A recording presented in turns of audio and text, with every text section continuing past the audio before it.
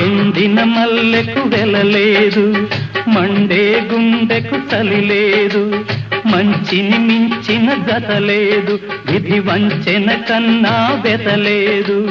మనసే మనిషికి చిరుచేదైతే మనుగడకర్థం లేదు, ఇది అందరికర్థం కాదు. ఓ